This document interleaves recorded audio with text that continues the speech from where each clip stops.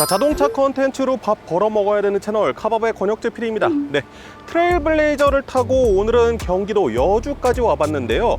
오늘 시승을 해보면서 과연 트랙스 크로스오버랑 어떤 차별점이 있는지, 그 다음에 이번에 좀 가격이 좀 올랐잖아요. 기존의 모델과 어떤 차별점이 있는지 이런 것들을 좀 중심적으로 보려고 하고요. 그 다음에 오프로드 코스를 준비를 했더라고요. 마케팅적인 부분이 확 눈에 띄는 그런 행사긴 한데, 오프로드 주행해보면서 오프로드에서 어떤 성능을 보이는지도 좀 확인을 시켜드리도록 하겠습니다.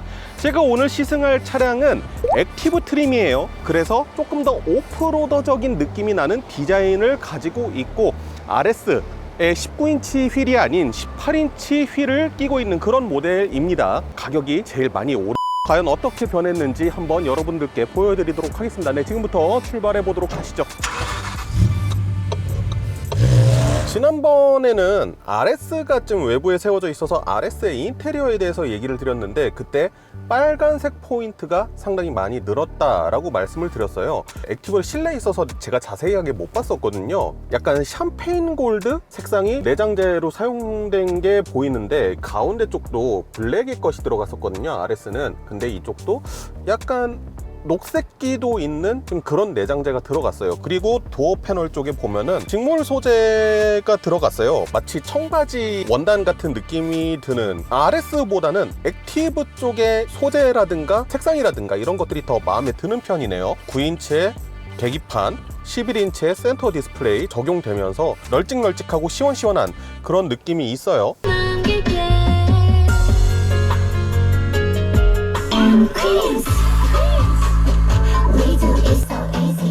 쉐보레에 들어간 보스가 전반적으로 파워풀한 느낌의 사운드는 있는데, 그에 비해서 선명도라든가 섬세함은 조금 떨어지는 부분이 있어요. 아무래도 좀 저가형 모델에 스피커 7개 들어가 있는 그런 모델이기 때문에 그래도 파워는 괜찮기 때문에 좀 베이스가 막 깔리는 그런 음악 같은 경우에는 젊은 분들께서 듣기에는 나쁘지 않은 것 같아요. 거기에다가 현대기아는 좀 적용을 잘 안 하는 무선 앱 커넥티드 기능이 들어간 거, 이것도 동급 모델 대비 GM의 장점이라고 말씀을 드릴 수 있을 것 같습니다.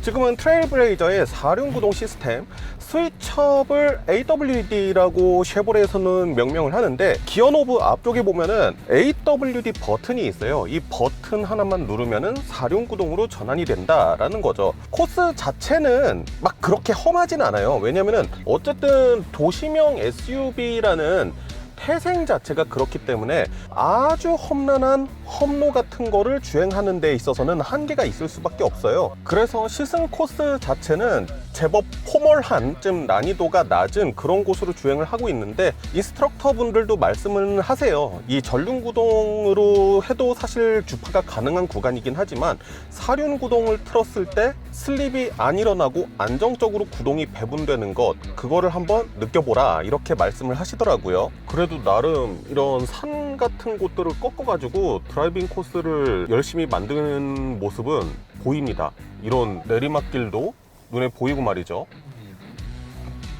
진짜 전통 SUV처럼 이 내리막길에서 속도를 잡아주는 그런 거는 딱히 없는데, 이 정도 경사도가 되는 도로에서도 사실 브레이크를 밟고 주행하는 것만 가지고도 제동은 잘 되는 느낌입니다. 되게 부드럽게 지나가주는 느낌이 있어요. 이런 비포장 흙길에서도 전혀 슬립이 일어나는 것 없이 구동이 적절하게 배분이 되면서 안정적인 주행 감각을 보여준다라는 것을 보여주고 싶으셨던 것 같아요. 3기통 1.35L 밖에 안 되긴 하지만 그래도 큰 힘 들이지 않고 가뿐하게 올라오는 모습을 확인할 수 있습니다. 오늘 시승 코스가 길기는 긴데 고속도로 위주의 코스여서 승차감에 대한 거를 조금 평이한 오프로드 코스에서 얘기를 해보려고 해요. 오프로드 코스다 보니까 조금 더 이 흔들림이나 이런 것들이 과격하겠죠. 그래서 그런 것에 대한 거는 여러분들께서 어느 정도 이해를 해 주시기 바랍니다.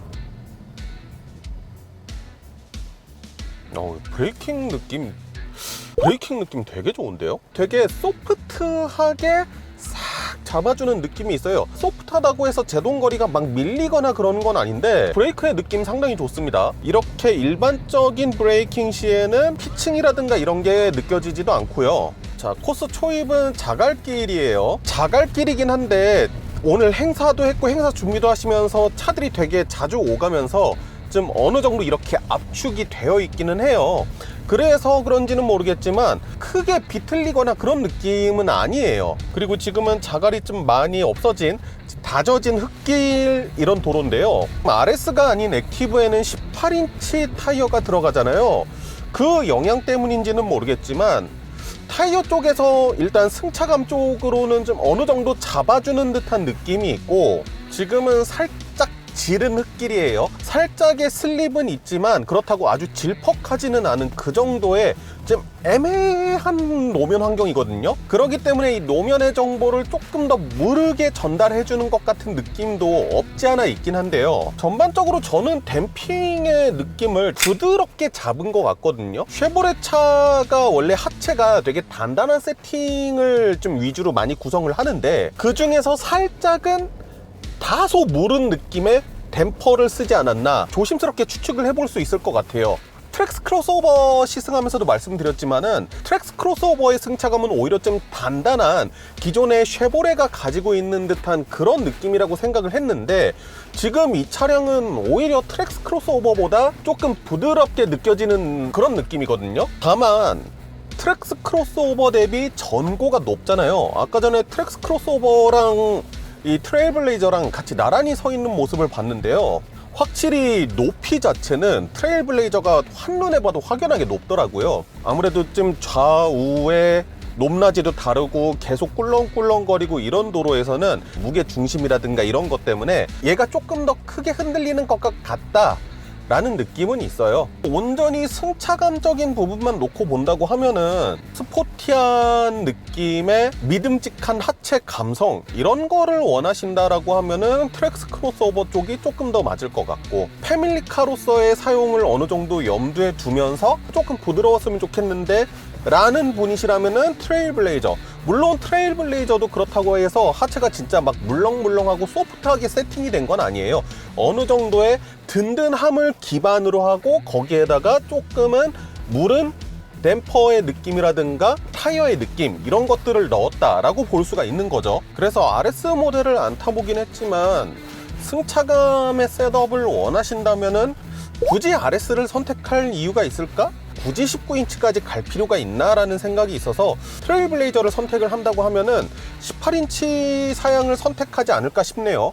고속 환경에서의 승차감을 말씀을 드린다고 하면은 이 차량이 차고가 그래도 좀 높은 편이죠. 그런 것 치고는 고속에서의 주행 안정감이나 그런 것들 크게 나쁘지 않아요. 도로와 도로 사이의 이음새라든가 도로가 어디가 좀 깨져 있다거나 아니면 약간의 범핑이 일어나는 구간이라든가 그런 부분에 있어서 정보에 대한 전달 자체를 깔끔하게 따닥하고 치고 지나가주는 그 GM 특유의 좀 단단하면서도 든든한 느낌의 그런 하체 실력은 가지고 있다. 근데 고속주행 환경에서도 느껴지는 거는 타이어와 부싱 쪽에서의 느낌 때문일 것 같은데 소프트하게 가다듬어서 전달을 해주는 느낌이 있어요. 앞만 봐도 트랙스보다 승차감이 좀 더 좋은 것 같은데, 저는 트랙스 크로스오버 같은 경우에는 스티어링 휠을 돌렸을 때 그에 대한 응답력이 반박자가 늦는 느낌이 있어서 조금 더 컴포트한 느낌을 내려고 그렇게 세팅하지 않았을까라고 이렇게 말씀을 드렸는데,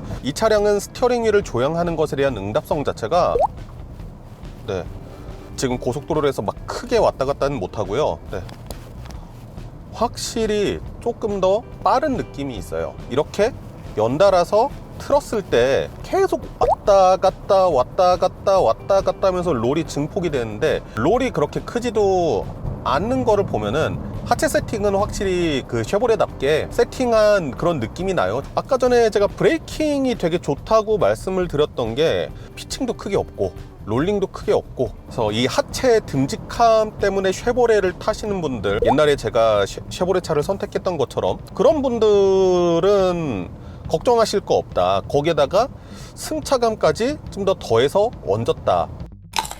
현재 이 차량에 들어간 엔진은 3기통 1.35L 2터보라고 불리우는 그 엔진인데, 이전 트레일블레이저에서도 적용이 됐었던 거고, 뭐 말리부에서도 들어가고 상당히 다용도로 GM에서 많이 쓰고 있는 그런 엔진인데요. 트랙스 크로스오버는 같은 3기통이지만은 1.2L 엔진이 들어갔죠. 그리고 우리가 흔히 보령 미션이라고 얘기하는 그 6단 자동 변속기가 들어갔고, 지금 제가 시승하고 있는 차량은 4륜 구동 시스템이 들어갔기 때문에 9단 자동 변속기가 들어갔습니다. 근데 만약에 내가 4륜 구동을 선택을 안 하고 그냥 전륜 구동 모델을 탄다고 하면은 여기에 CVT 미션이 들어가게 돼요. 사실 트랙스 크로스오버를 타면서 제가 이 미션의 아쉬움에 대해서 조금 지적을 했습니다.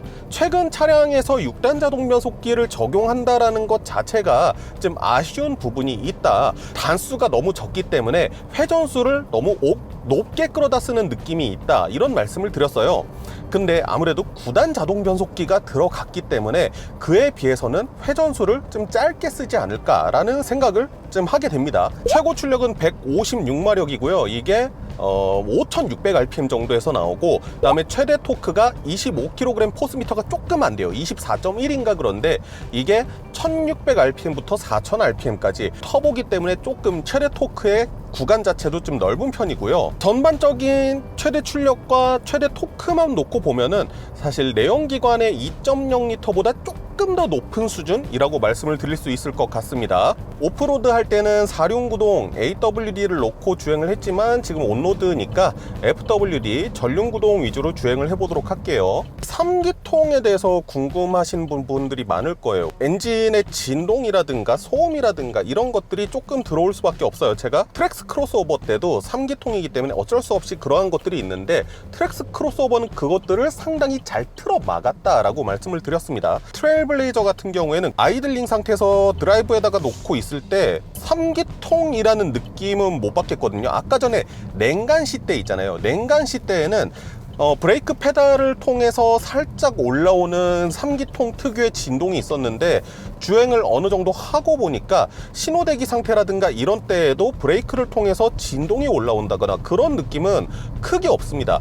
다만 지금처럼 속도를 거의 줄인 상태에서 다시 가속 페달을 밟는다든가, 정지 상태에서 신호를 받아서 다시 가속 페달을 밟는 이런 상황에서는 그래도 RPM을 조금 높게 쓰는 편이더라고요. 9단 자동 변속기이기 때문에 조금 더 촘촘하게 쪼개놓지 않았을까 했는데, 아무래도 이 배기량의 한계라는 건 좀 어쩔 수 없는 것 같아요. 그래서 지금 같은 경우에도 고속도로 본선에 합류하는데 3000rpm까지 쓰는 모습을 확인을 할 수가 있습니다. 하지만 어느 정도 가속이 안정이 됐다 싶으면은 바로 낮은 RPM 쪽으로 자리를 잡게 되는데, 고속에서의 효율성은 트랙스보다 좋을 수밖에 없죠. 왜냐면은 트랙스 같은 경우에는 시속 100km 이상으로 크루징을 할 때에도 거의 한 2000rpm 그 정도 어딘가에서 머물러 있는 모습을 보여주거든요. 그런데 제 생각에 비해서는 RPM을 좀 높게 쓰고 있긴 해요. 지금 몇 단이냐? 제가 인위적으로 RPM을 좀 낮춰보려고 9단으로 묶어놨는데도 얘가 일부러 계속 변속을 하는 모습을 보여주거든요. 다운사이징을 하는 엔진을 가지고 터보를 얹어서 최대한 출력을 끌어올린 차지만 출력의 부족함이라든가 그런 것들은 크게 느껴지진 않아요. 오히려 1.35L 치고는 좀 넉넉한데 라는 느낌은 들어요. 지금 이렇게 말하면서 무의식 중인 상태에서 주행을 하니까 제한속도 넘어가지고 지금 말할 수 없는 속도의 수준까지 올라왔는데, AWD 옆에 크기 모양이 있는데 스포츠 모드인 것 같아요. RPM을 좀 일부러 인위적으로 올려주는 느낌이 나는데, 잠깐 엑셀레이터를 깊게 밟아보도록 하겠습니다.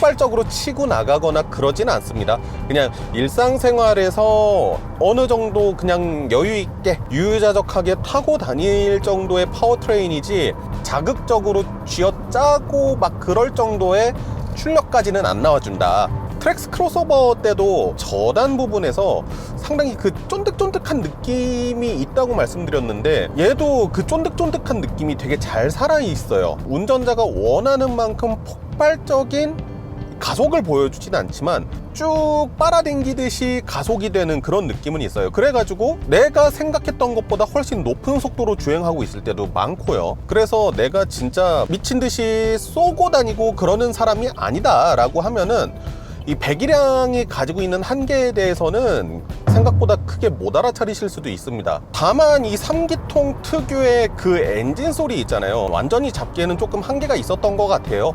거기에다가 RPM을 다소 늦게 쓰는 부분이 있기 때문에 NVH적 특성에서 엔진의 사운드 자체는 실내로 그래도 어느 정도 유입이 된다. 근데 트랙스 크로스오버 같은 경우에는 기본 사양부터 아예 깡통 사양부터 액티브 노이즈 캔슬링이 적용이 되어 있었거든요. 그런데 이 트레일블레이저는 이게 4륜 구동 옵션하고 맞물려져 있더라고요. 4륜 구동 같은 경우에는 RX하고 액티브에서만 선택을 할 수가 있는데 그 밑에 프리미어라든가 LT 등급의 차량을 구매한다고 하면은 이 4륜 구동과 더불어서 액티브 노이즈 캔슬링도 얻을 수 없다라는 점. 어떻게 보면은 밑에 등급이라고 볼 수 있는 트랙스 크로스오버에서는 기본으로 들어가는 사양인데 말이죠.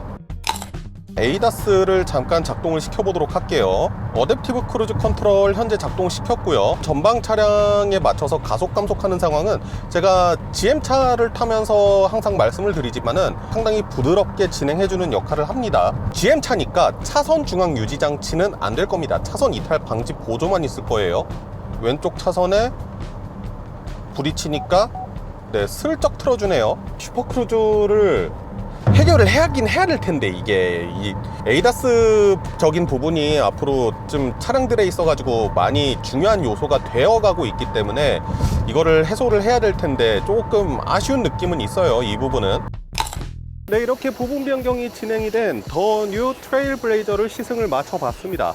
일단은 트랙스 크로스오버랑 트레일블레이저랑 고민을 하시는 분이라면은 그 경계는 상당히 명확한 것 같아요. 일단은 트랙스 크로스오버는 조금 더 승용차적이면서도 편의 장비가 조금 더 한국형에 맞춰서 많이 들어갔다. 이 차량에는 없는 2열의 에어벤트라든가 아니면 오토홀드라든가 액티브 노이즈 캔슬링이라든가 이런 것들을 다 기본으로 들어가져 있잖아요. 반면에 이 트레일블레이저는 아까 전에 오프로딩 코스를 돌면서도 말씀을 드렸지만은 4륜 구동이 있다라는 것에서부터 트랙스 크로스오버랑 가장 큰 차이점을 보이죠. 거기에다가 같은 3기통이긴 하지만 조금 더 배기량을 높이고 거기에다가 미션이 9단 자동 변속기다 보니까 아무래도 크루징이라든가 이런 데에서는 효율성이 조금 더 높게 나올 수밖에 없을 겁니다. 하지만 엔진이 워낙에 저배기량이어서 그럼에도 불구하고 RPM을 다소 높게 쓴다는 점은 일단은 어쩔 수 없는 부분이긴 하지만요. 국내에 있는 모든 제조사가 이 세그먼트의 SUV를 팔아요. 그 와중에 이 트레일블레이저가 확실하게 차별화된 부분이 있습니다. 아무래도 다운사이징에 대한 부분이 그것일 거고요. 조금 더 이 4륜 구동 시스템에 대해서 적극적으로 마케팅을 한다는 점, 이 두 가지일 텐데요. 그럼에도 불구하고 아쉬운 점은 가격을 너무 많이 올리긴 너무 많이 올렸다. 트랙스 크로스오버하고도 확실하게 차별되는 부분이 있어서 이 부분은 여러분들이 취사 선택을 해서 한번 맛보시면 좋을 것 같습니다. 트랙스 크로스오버랑 이 차량 중에서 저는 둘 중에 어떤 게 더 마음에 드냐 그러면은 저는 솔직히 이 차량이 조금 더 마음에 들긴 해요. 지금까지 자동차 콘텐츠로 밥 벌어먹고 살아야 되는 채널 카밥의 권혁지 PD였습니다. 감사합니다.